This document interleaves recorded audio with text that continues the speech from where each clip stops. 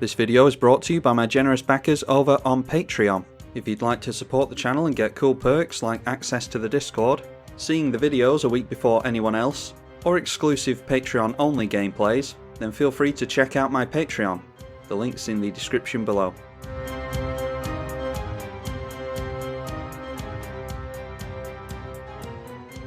Korvold Fakehurst King versus Tatyova Benthic Druid, Feather the Redeemed, and Oloro Ageless Ascetic.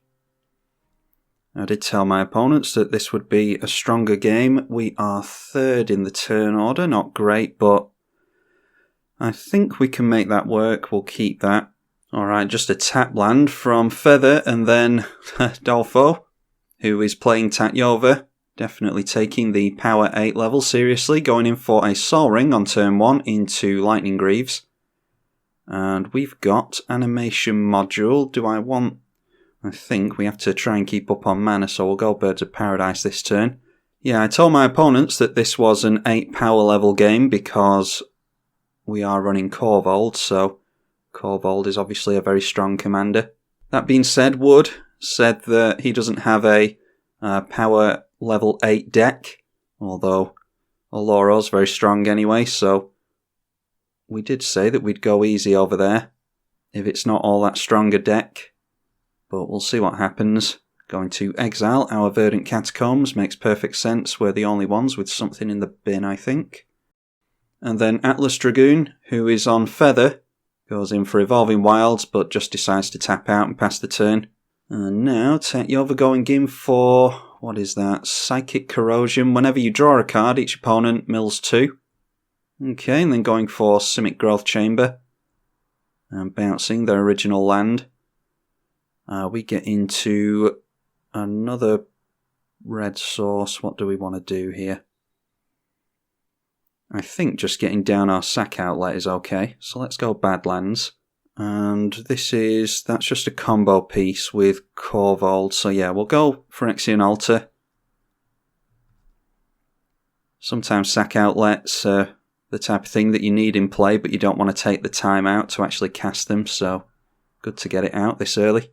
Wood just going in for another land and then tapping out, and then Atlas going for the Coalition Relic, and then Psychic Corrosion triggers whenever Tatyova draws a card, so we're all going to be milling a bunch of stuff. We've gotten rid of Goblin Bombardment, another sack outlet, and a good one too.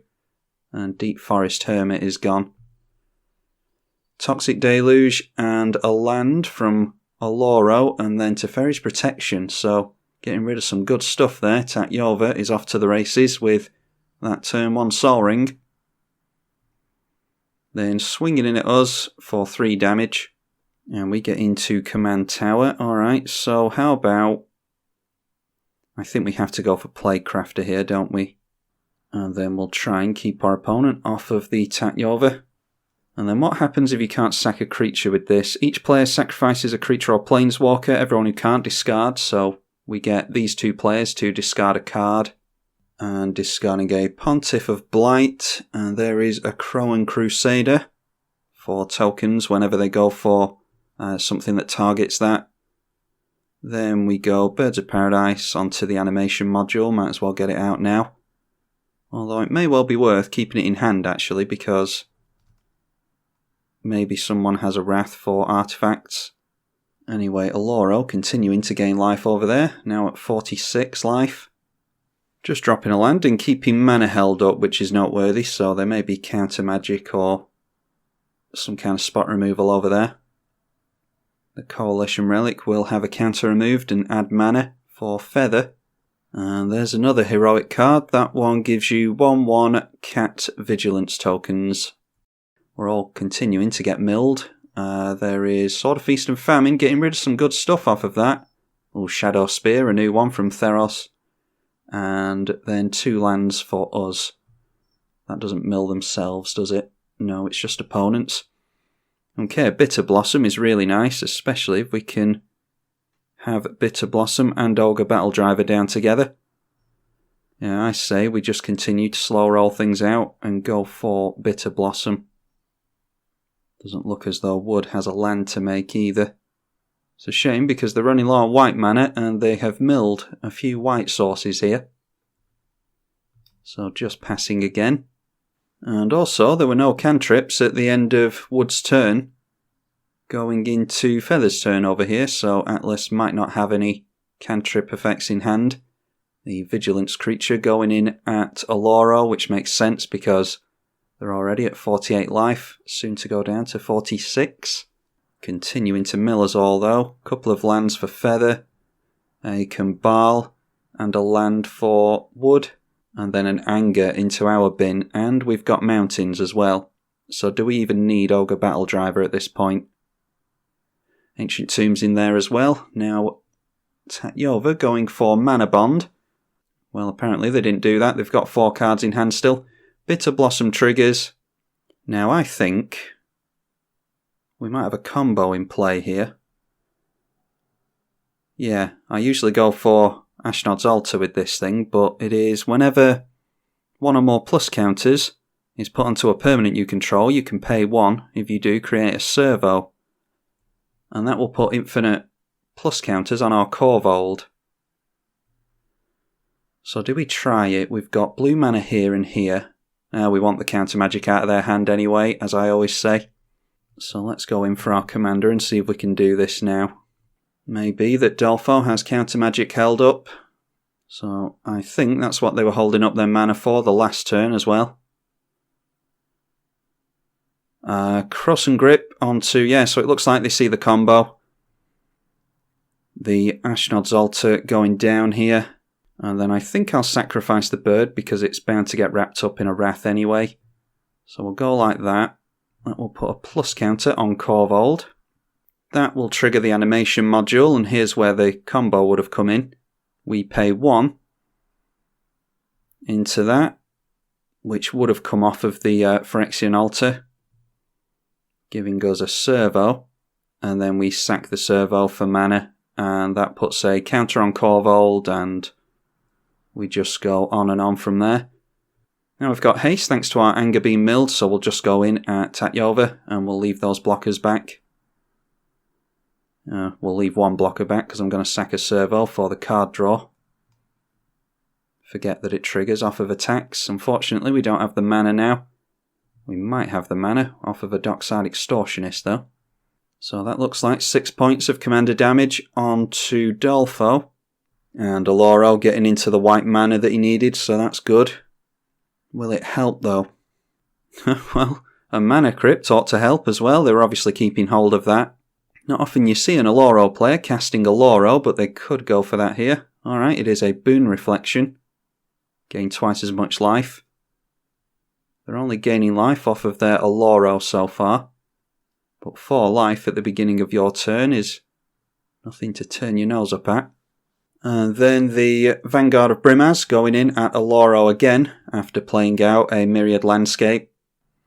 This time milling From Beyond and a Wasteland. Over here is Dawn of Hope.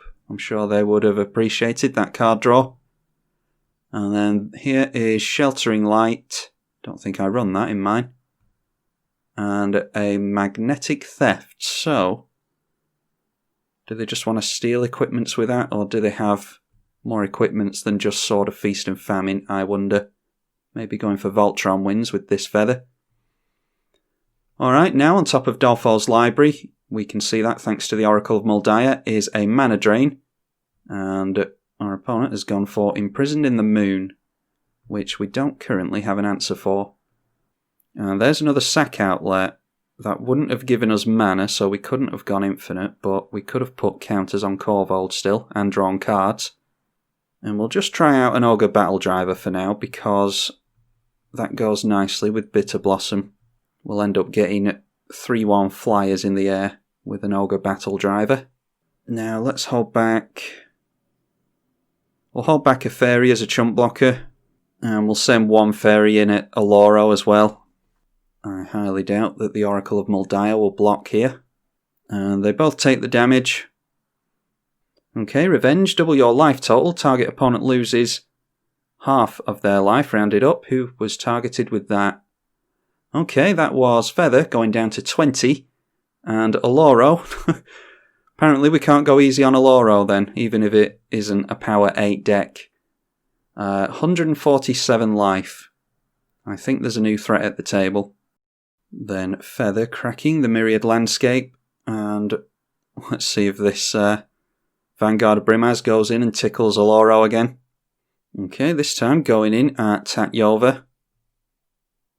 So offering up the trade for the Oracle of Muldiah. I dare say there's some protection here, so Dolfo ought to not block here. And block he doesn't. Going over to Tatyova, we will continue to mill.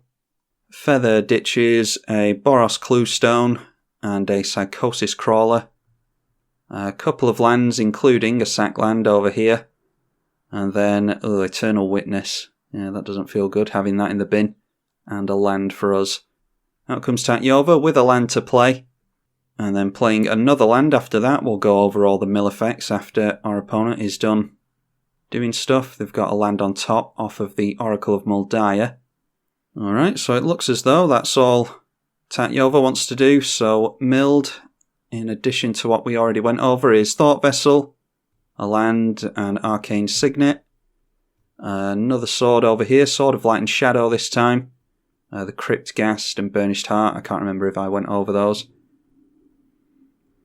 And then Garrick, Cursed Huntsman, Skull Clamp, a Weaponcraft Enthusiast, and Duretti, Ingenious Iconoclast. Now, Bitter Blossom triggering again. I think it's a case of trying to pile as much damage as we can onto our opponent. We don't have the Skull Clamp now either, because that's in the bin, and I don't know if we've got any means of retrieving it now that Eternal Witness is gone. We destroy into a land, unfortunately. That's not good. So why don't we pile in a little bit of damage at Tatyova. Taking Tatyova down to 27, we'll just drop the forest, and I think it's time to go in for this spawning pit as well. We're not doing too well after our Korvold was taken out, so we'll try and get some value off of spawning pit. And we could make some blockers with that as well. And he paused for a bit there, so either he's bluffing or Dolfo has counter magic in hand. Seems to have his eyes firmly locked on us, as we do him. Alright, and down comes Oloro. Yeah, there's a bunch of mana here. Maybe they don't have the correct colours of mana. Maybe they need double blue or something. Deciding to rely on Oloro for some more card draw. They do have 6 cards in hand. But like I said, maybe they need double colours. Yet more mill from the Psychic Corrosion. I'll just wait until the end of the turn again, because I assume Tatyova's going to vomit stuff into play. As soon as they make a land, which they just drew into one off the top, they're going to have Royal Elemental in play. Okay, but in response to that, looks like Feather might have something, perhaps a Lightning Bolt. It is Reckless Rage, so they will kill off their own creature with that, but it's worth getting rid of a Tatyova, I think. So perhaps should have played a land before going for that Lightning Greaves. And in response, Mana Drain going on to the Reckless Rage. That is not the worst Mana Drain I've ever seen. They'll only get a single mana. And it'll be this turn that we see the potential benefits of that. Still, the Vanguard of Brimaz triggers and gets our opponent into a 1-1 cat. The Lightning Greaves ends up on Tatyova, and now begins the landfall. They draw into the Royal Elemental, mill as a bunch. There is a land on top, so you would think they would play that. They've got one more land to make this turn. They do. I don't know if they played it off the top or if they just drew into that island. But there's a Wayward Swordtooth on top now anyway. Okay, now a Trade Routes. Can't remember if I kept that in my Tatyova deck or not. I never really needed it. But anyway, 4 cards in hand, including a Royal Elemental, and I think they might have a land in hand. But definitely a Royal Elemental anyway. Holding up 2, 4, 6 and 8 mana. Then they get that mana from the Mana Drain during their second main. Okay, deciding to go in for that Royal Elemental. Let's see where those Lightning Greaves end up. Not going onto the Royal Elemental, seemingly, so Mana Bond triggers again. Let's just quickly go through here. There's Boros Charm. Oh, they've got nothing but lands in hand, so they are going to reveal this time. We'll go through the graveyards in a second. So that is Landfall 3, which gains control of 3 things with Royal Elemental, gain 3 life and draw 3 cards, and mill us all for 6. So Royal Elemental on the Brimaz, or the Vanguard of Brimaz, and there's Ogre Battle Driver, and of course, stealing away the Oloro. Before they draw cards, I'll sacrifice the Ogre Battle Driver. And that'll put a charge counter onto the spawning pit.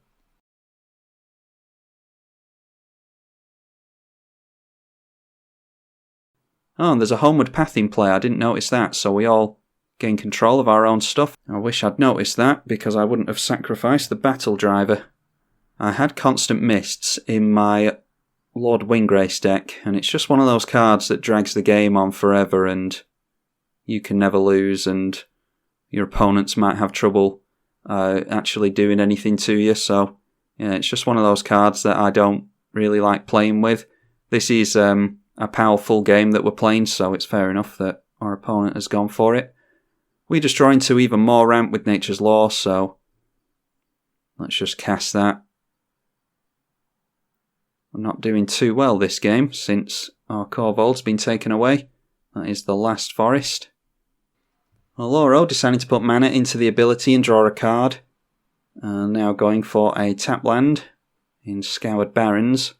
And now a D-Spark going on to the Royal Elemental. Yeah, I can't say I mind that. But of course, looks like Tatyova has counter magic backup. Gains hexproof until the end of the turn, so Royal Elemental is safe now. And eventually down comes Feather the Redeemed. Let's see if this manages to stick or not. Alright, there's a Sunforger, that might be able to do something. They can... How much is the equip cost? It's 3 to equip, and then they can go for an activation on it. Whether they want to do it this turn is anyone's guess. They need to hold up Boros mana if they're gonna go for an equip here. Instead going for Dockside Extortionist, which is going to be a lot of tokens. Yep, that's 11 treasure tokens there, so they can definitely equip the Sunforger and go for an activation with it. Equipping Feather with the Sunforger, and then they could do something this turn and then re-equip the Sunforger, I think. Yeah, I think they've got enough mana to do that. They're holding up the Homeward Path in case the Royal Elemental steals some more stuff. Then going for a Wear and Tear, getting rid of the Lightning Greaves and the Psychic Corrosion. Yeah, that's really good. Bit late for the Psychic Corrosion removal, but obviously Atlas didn't have that in hand until now. Yeah, we've had our Strip Mine, and I think Wasteland has been milled as well, so that's just going to make it way more difficult to get our Korvold back into play. Alright, now bouncing a Forest with the trade routes. So that Constant Mists goes into hand, and the Forest is now on top. They play a land immediately, triggering their commander and the Elemental. Noteworthy that if Tatyova takes hold of the Feather, which they are doing, then Atlas Dragoon still has control of the Sunforger, so they can still activate that. And now there's a Trigon Predator on top. Luckily we've got blockers for that. So making, I think that's the second land for more triggers. And stealing Oloro. Then down comes another land. And because our opponent gained life, they actually get to pay into Oloro if they want to, which I imagine they would. They've got plenty of mana. So yeah, they did do that. They have revealed off the top a Nylea's Intervention, another new one from Theros Beyond Death. Get to search for a bunch of lands with that. And then it is Praetor's Council. Return all cards from graveyard to hand and exile it. You have no max hand size. So they get back into Cross and Grip, Mana Drain, Dive Down, Lightning Greaves and the Psychic Corrosion. Lightning Greaves comes straight back out. And it goes on to Tatyova, now taking control of all the creatures. I think I would have waited to see if Tatyova swings in there, because they might have been able to make a good block with something, but deciding to do it before attacks are declared.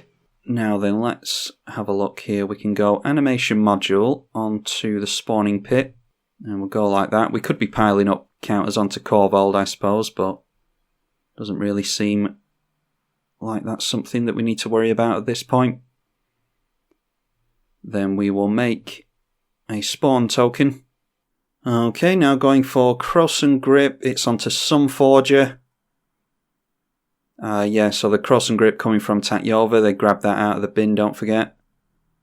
And Sunforger can't respond to that. Okay, we just get into another land, so just play that, and looks like we're just passing yet again.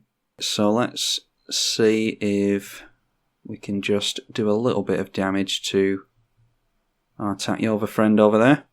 And then whatever our opponent blocks with, we'll just go for the spawning pit sacrifice. They can block something here thanks to the flying on Royal Elemental. Just deciding to take it though, so clearly worried about a buff of some kind. They go down to 28. Oloro has gone back over to Oloro's control, and putting another mana into Oloro to draw another card, so they're up to 9 cards in hand. They ought to be able to do something now, getting into their coloured sources eventually. Obviously shocking down the Shockland, no reason not to at 150 odd life. And there's Bolas's Citadel, and they should be able to cast a bunch of stuff off the top with that. I don't think they reveal though, do they? No, you may look at the top card at any time. Here's hoping that it's not just a land on top. Looks as though it is though, our opponent's just passing. Alright, now going over to Feather, and there is Chandra's Ignition. 3 damage to everything, which takes down pretty much everything apart from Oloro and Feather.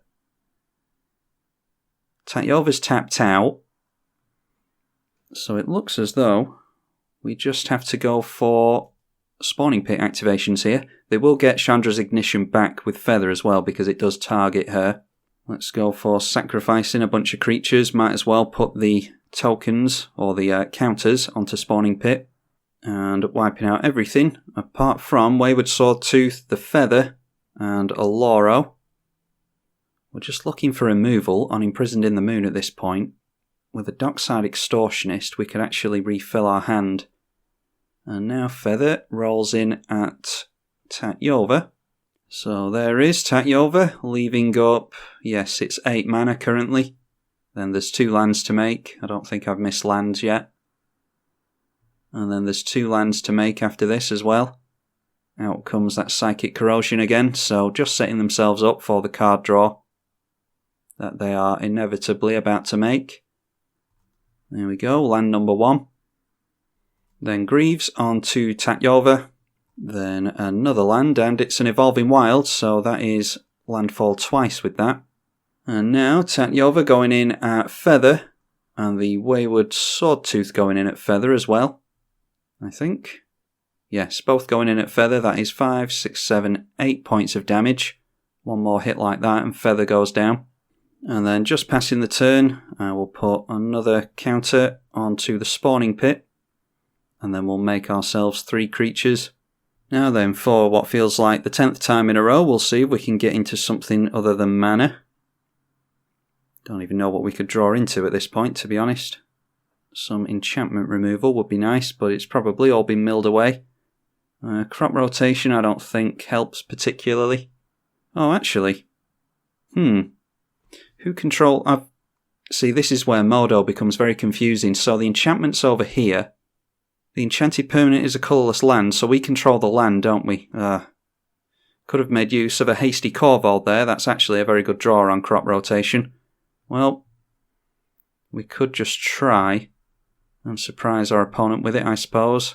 Yeah, should really have... Had I have spotted that, I was confused, like I said, by the fact that Korvold's here and the enchantment's there. Let's see what our opponent's doing here first. Alright, there's a Constant Mists with buyback, so here begins the tortuous task of getting rid of that. Yeah, I think we're going for crop rotation on this turn, actually. I just want to try and get into some answers, so we'll just wait for this to resolve. We're actually going to get a hell of a lot of tokens thanks to all these treasures over here. So obviously no damage is dealt there. Let's float Korvold for mana. It's about to get sacked anyway. We'll go crop rotation. Tatyova probably has counter magic held up, so we'll just try and get something going here. Let's go Field of the Dead, actually. Will probably be okay. Now let's go Field. Then we will attempt our commander. I don't want to go for Dockside Extortionist until I know that our commander's in play. Although they could remove it at instant speed, I suppose.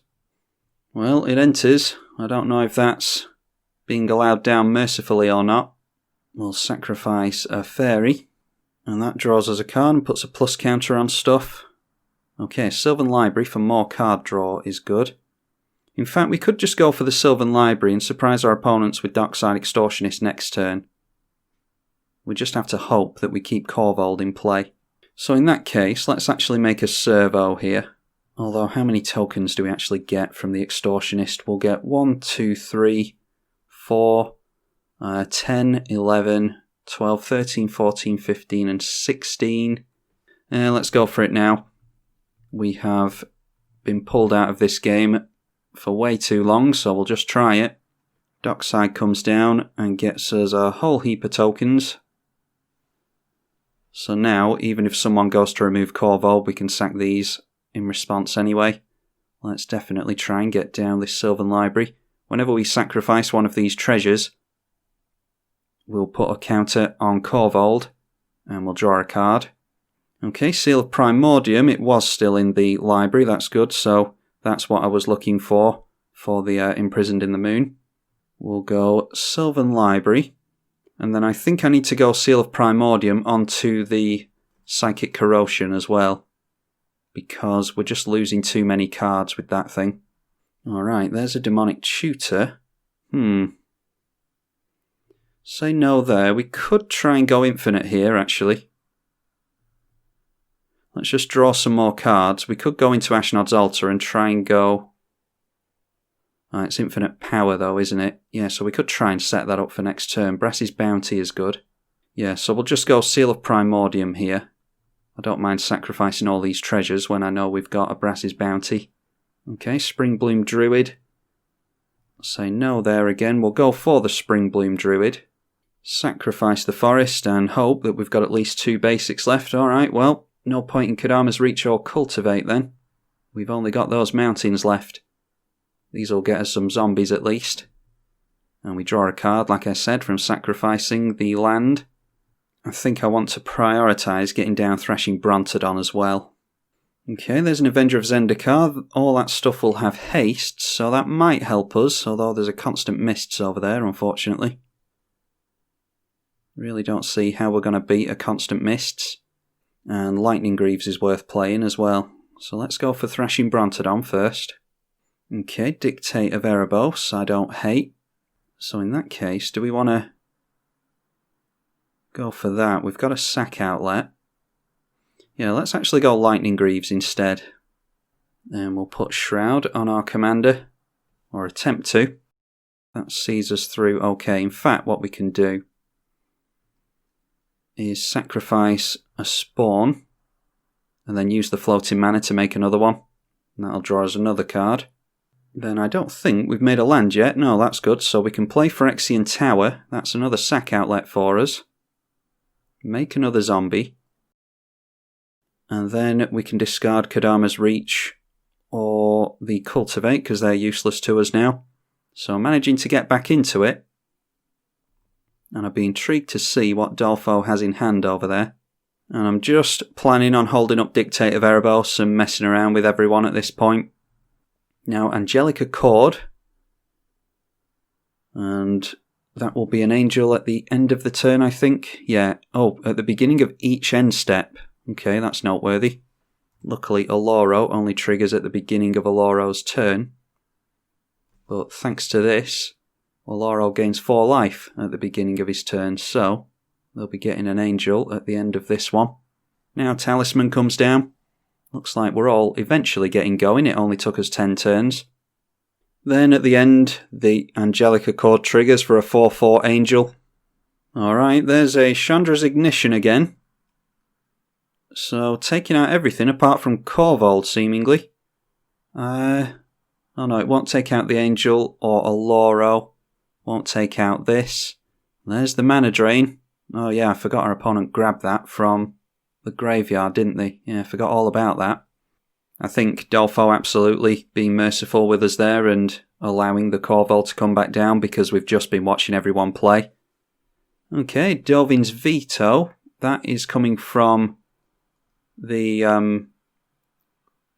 Oloro player. So there's no need for us to show our opponents that we've got this Dictate of Erebos, is there?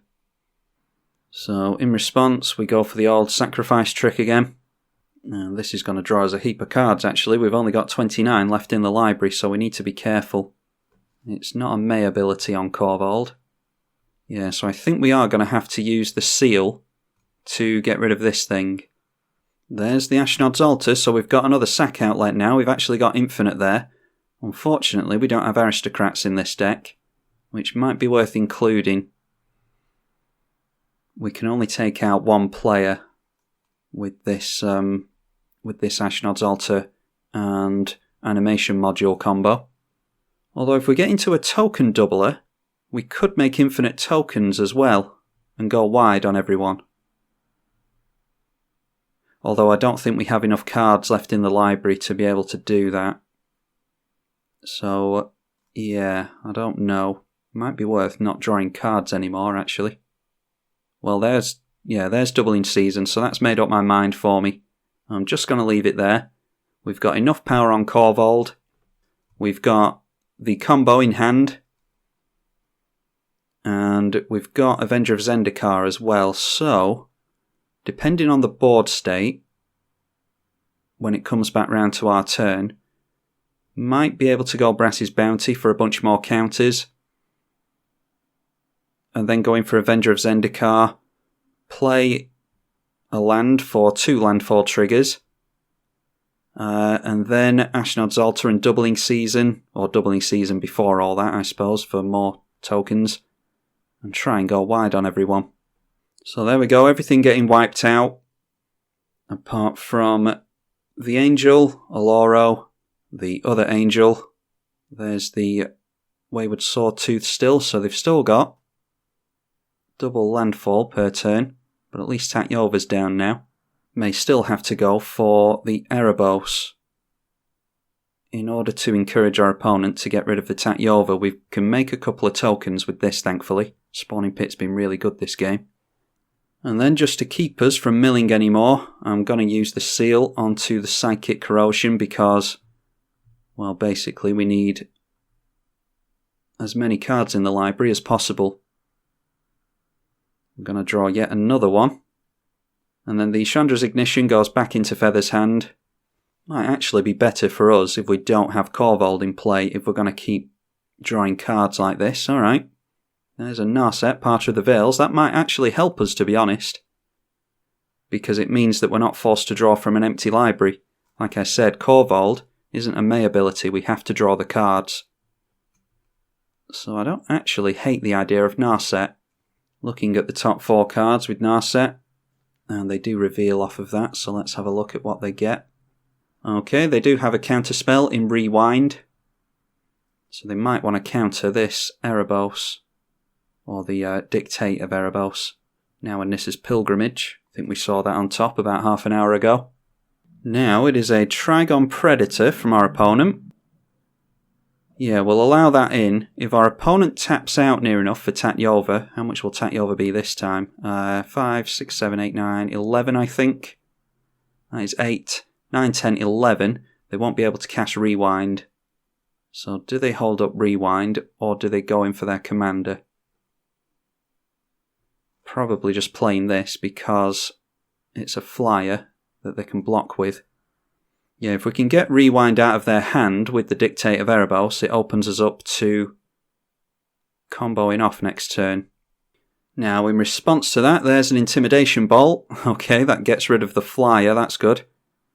And other creatures can't attack this turn, so it keeps the Wayward Sawtooth from attacking in. I doubt it was going to attack anyway, but that gets rid of the flyer, which helps get rid of Dolfo next turn, hopefully. But there is a rewind. Ah, there's that dive down. Again, forgetting about the cards that were gotten back with the Praetor's Council it's called, isn't it? Yeah. This got the dive down back previously. So I'm not the only one forgetting about those cards. They also got the Mana Drain and the Cross and Grip back with that. So the flyer does not go down just yet. Okay, the Wayward Sawtooth is swinging in, curiously. Going in at Feather. In response to the attack, the Coalition Relic is being tapped down for a counter. Oh, and there's a Comeuppance, so that is going to be 5 damage. I'm glad to get that out of Feather's hand, especially with us trying to kill everyone off next turn. Yeah, Comeuppance going down is really good. Everyone's eyes are still firmly locked on Tatyova. Oh, is that not how Comeuppance works? I must be misremembering what that does. Does the creature just deal damage to itself? If a creature source prevented, it deals that much damage to that creature. Ah, I thought the creature would deal damage over here and then it would get redirected to Dolfo, but no, I'm misremembering that, so we wouldn't have been taken out by Comeuppance anyway. Would have taken out our army of creatures most likely though. And then with 5 mana we'll go for the Erebos. Oh, and yeah, there we go, there's a Mana Drain. I think Oloro should have held off there and forced Tatyova to go for the rewind. They do know that they should know that it's in Tatyova's hand. Alright, so we'll have to continue to bait counters with the doubling season then. And we've got Sylvan Library as well for drawing more cards. Oh, and of course we can't draw additional cards thanks to Narset, so we just get into the 3 visits there. That switches off our Sylvan Library, forgot about that. So we'll hold off on a land. Let's attempt to get down the doubling season. Okay, doubling season comes down. They are holding off. Then we've got a land to make. Yeah, let's just try Avenger of Zendikar. We'll sack a fairy to the Phyrexian Tower. And then Korvold gets another counter on it because we sacrificed a fairy. And if this doesn't get a rewind, then I don't know what will. Might be that our opponent has Rift or something horrible like that. Okay, now the Avenger of Zendikar lands, so I definitely think that Dolfo has some mass bounce of some kind. So let's just play the Rootbound Crag, then we've actually got mana to use there. We make another token. Avenger of Zendikar will put a couple of counters, thanks to the doubling season, onto our plants. All of our creatures have haste. Oh wow, and then there's a bunch of animation module triggers, which I cannot say always no to for some stupid reason. And then we end up with a couple of zombies as well, so let's see which mass bounce spell the Tatyova player has. So 16 is 32, they block 1, that should be enough to take them out. And then I want to leave some blockers back. I don't know if the mass bounce is based on the number of creatures that are attacking, so I am just going to leave it there. Of course, jeez. Playing around mass bounce all this time and I forgot all about the constant mists. Alright, yep. Yeah, this is when you need aristocrat effects in the deck. I've only played this a few times and I think coming up against stronger players like this, yeah, I think replacing Loyal Apprentice and smaller cards like that with an aristocrat effect would be good, especially if we're managing to assemble combos. And then maybe putting in some red elemental blast type effects would be the good thing to go for as well, because everyone seems to go for blue in their commander decks. So we wouldn't have forced them to block with this anyway. They would have just gone constant mists and taken the damage. But pretty much the only way to beat constant mists is going in for discard, and I don't really like my opponents discarding their entire hand, to be honest. But I suppose these are stronger decks, so it would be okay to go for something like that. Then we'll just throw out the Thrashing Brontodon, like I said. And we've got the treasure token over here to sacrifice that and probably get rid of the Greaves. So it's just a case of leaving those 3 players in play at the moment and hoping that they can come up with something. Now, the mana drain is going to resolve. That countered our, what was it called? The Dictate of Erebos it countered, wasn't it? All the way down here, yes, countered the Dictate of Erebos, so they'll get 5 mana. And now there's an Elite Guard Mage. When it enters, you draw a card and gain 3. That's a 2-3 with flying. They'll actually gain 6 life here, thanks to their double life gain. They don't seem to have made much use out of Bolas's Citadel yet. Ah, actually, it looks as though they've played that off the top with Bolas's Citadel. They don't have any mana tapped. Okay, and the land for the turn is Vault of the Archangel. Another life doubler with Wall of Reverence. I'm almost rooting for Oloro at this point to get into an effect like I have X life and I win the game. Yeah, it's a shame that the cannon's gone down. Where is it? Aetherflux Reservoir. Because that gets around Constant Mists. Oh, it's buried in here somewhere. I don't know where it is. I'm sure I saw that. Alright, Vindicate going on to Narset. And here comes that rewind by the looks of it. Yep. Untap 4 lands. And now it is Orim's Prayer. Whenever 1 or more creatures attacks you, you gain 1 life for each attacking creature. Wow, that's going to come in handy, yeah. Definitely wishing I had Aristocrat combos in this deck now. All my combos are based around commander damage. Do we have Rogue's Passage still? I saw a Rogue's Passage when we went crop rotation. I think it's still in the deck. We'll have to take the Lightning Greaves off of our commander, but we could go Rogue's Passage and try and take Oloro out. But to be honest, it's Tatyova I want to deal with. I don't like Constant Mist, so I'm taking that as a personal slight against me. Which obviously it isn't. Now Oloro swinging in at the Narset, which will encourage them to block. And they do block, so that means that we don't have any flying defenders at the moment, so I was worried about losing a sack outlet or doubling season, but turns out that they're not going to be flying in our direction next turn. Then out comes the Chandra's Ignition again. So I'll just put a few counters on the spawning pit. Unfortunately, it's going to keep all these angels in play because Feather's power isn't great enough. And we get double the counters thanks to the doubling season. So I don't think we have to sacrifice as many creatures here. Alright, so just going for a few more counters onto the pit there. Then we will keep our Thrashing Brontodon, our Avenger and that. Yeah, so let's leave it there. And now a Constant Mists onto, Feather attacking in. And then we'll no doubt see the Constant Mist. Is it just... Oh wow, it's only 1 land. I thought it was 2. Definitely need some kind of discard effects in this deck, I think. Going for a minus onto Narset again. And again, that will be revealed. This time getting a Helm of the Hosts. So let's see what creatures they've got in hand for that. So down comes the Tatyova again. And now it is that Nylea's Intervention for 2. Yeah, X is 2 on that. Search for X lands and put them into your hand.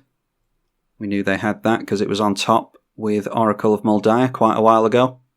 And now a land comes in, taking our opponent back up to 7. And it is a Terramorphic Expanse. Then the Lightning Greaves goes onto the Tatyova. Don't know if I'm too worried about blowing up Lightning Greaves anymore. It was just because of the flyer that I was bothered about that, killing off our stuff. Where is it? The Trigon Predator. Didn't want to lose my enchantments or artifacts to that. Then Tatyova is swinging in, no reason not to. Thanks to the Constant Mists. Yeah, it's a real shame. That Mill's really hurt us this game. We do have answers against the... what is it called? Against the Constant Mists. The Goblin Bombardment would have helped us deal with our opponent with all those plants in play. But we don't have a means of digging it out currently. We get a couple of fairies now. Thanks to the doubling season. There's Liliana Dreadhorde General. I was just looking at the deck list. And if we could get the limit break off with this, that might help us. I think that's pretty much our only out at this point. It's not a particularly fun and exciting out, but let's go for the Demonic Tutor first and see if there's anything else we can think of. This might draw counter spells out of players' hands as well. Siege Gang Commander, we can't make infinite goblins with that for damage. We could make infinite goblins for damage if we had, again, the mill hurting us, the Nim Death Mantle. Then we could do it, but anyway. Rogue's Passage. Might just be worth going for a Rogue's Passage out of all this, to be honest. I think a Rogue's Passage is okay. Grave Pact is the more intelligent play, isn't it? Because of these angels over here, let's go for that instead. Just kind of using this as bait for, well, I don't mind keeping the Grave Pact, obviously, but seems like the type of thing that our opponent would want to counter. Okay, that lands. So that could be useful. I think just a Bayou will do, won't it? Where is the Bayou? There it is. And then we'll have 1, 2, 3, 4, 5 and 6 mana left for the Liliana. So let's go for that. Play the Bayou. That'll get us into a couple of zombies. 1, 2, 3, 4, 5 and 6. Yeah, so let's just swing in and force this Constant Mists. We will sack a zombie in response to Korvold. Again, not drawing a card, but it will buff Korvold. It will also force everyone to sacrifice a creature, getting rid of Feather and Tatyova. We'll put one into animation module, we'll get 2 tokens there. And then we can sack one of them to Phyrexian Tower, again forcing the sacrifice to everyone else. And that'll be 3, 4, 5 and 6. We've still got enough for the Liliana. And we're left over with a servo then. All the commanders being sacrificed here because Oloro is being sacked to the Grave Pact. Obviously just attacking with one creature here because we want to leave some blockers back just in case. And yeah, just trying to get rid of this Constant Mists, which looks like it's coming out now. So there we are. Getting rid of, I assume it's that forest. So obviously no damage is dealt there. Now let's see if we can land Liliana. I think that's pretty much all we can do at this point. Sacrificing an angel token to the Grave Pact. We will not make an animation module servo. I think we've got enough tokens in play. And then... oh, I forgot all about the doubling. Oh my god, this game's been going on too long. We're on about 2.5, 3 hours now. Forgot all about the doubling season. So we actually have a limit break right now with Liliana. I could have done that straight from the offset. Limit break being, each opponent chooses a permanent they control of each permanent type and sacks the rest. So pretty much getting rid of all of Tatyova's lands is all I care about at this point. Yeah, I could have played that way differently. Because, yeah, Tatyova would have only had one land in play and couldn't have gone for the Constant Mists. Alright, so there is Orim's Prayer, Bolas's Citadel, obviously keeping an angel token. Then there's a rock, the Narset, and this is a Keru land or whatever they're called, a bounce land.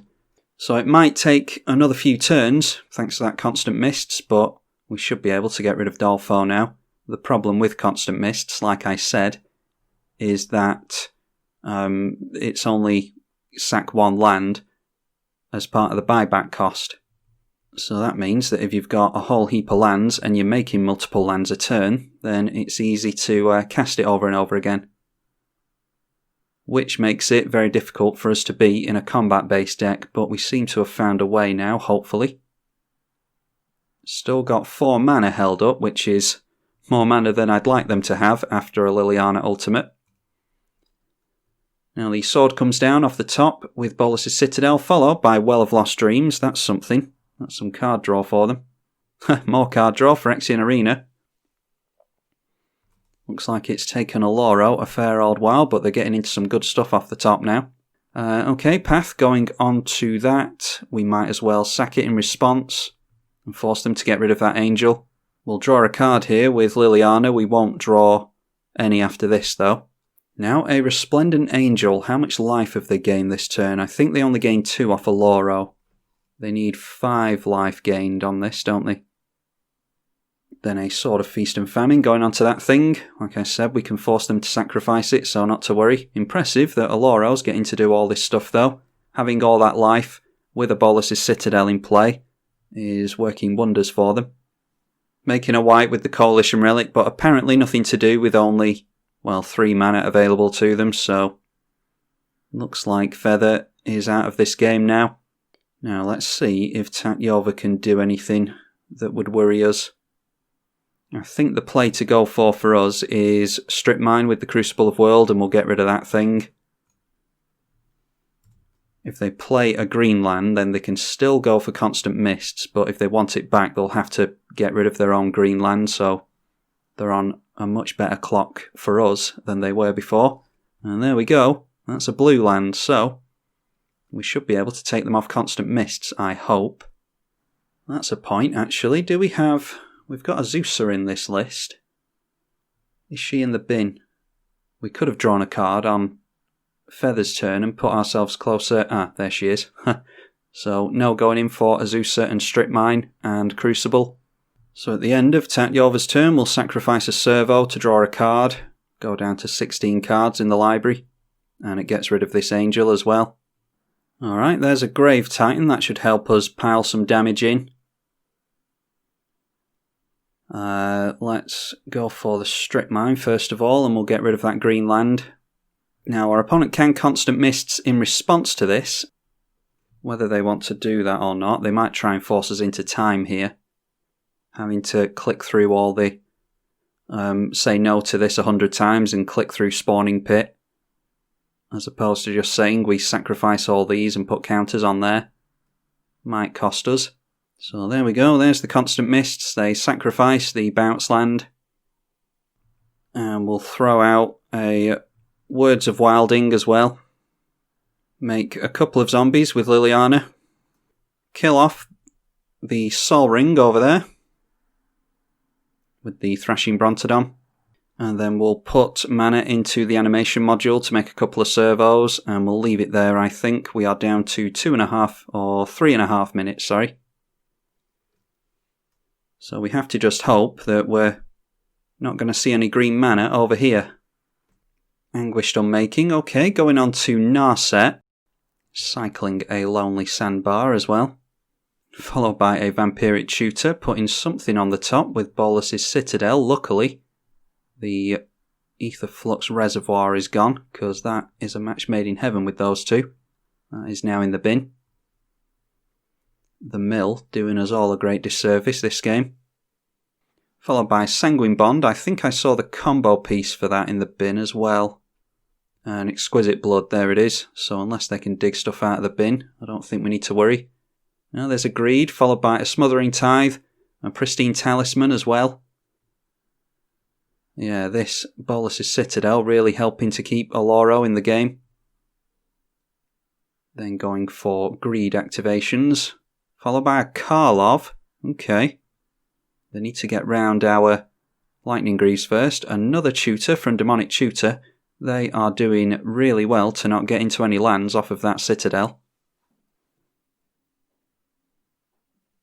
They'll have to hardcast whatever they go for with Demonic Tutor though. So let's see if they remember that. More card draw with Greed. Followed by a Spirit Loop onto the Korvold. And now, whenever you gain life, target opponent loses that much life.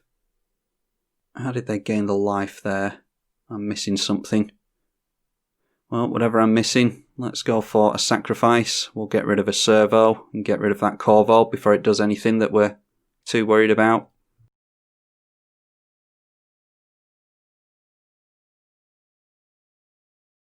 Modo is starting to go really sluggishly, which is really annoying when you're up against the clock. And now we've got Smothering Tithe to say no to as well. And I bet Dolfo has a green land to play with that Constant Mists. Okay, going in for Teferi's Protection, just because it's a spell to cast off the top, I dare say. That will buy them another turn. So even if Dolfo doesn't get into constant mists, we still can't take them out. We might be able to take these two out, though. And at the end of the turn, Wood has to discard a couple of cards. So managing to refill the hand and down at 91 life. Still way more than any of us. I think the only thing I missed there was the Sphere of Safety. Luckily we've got the mana for that, and they have how many?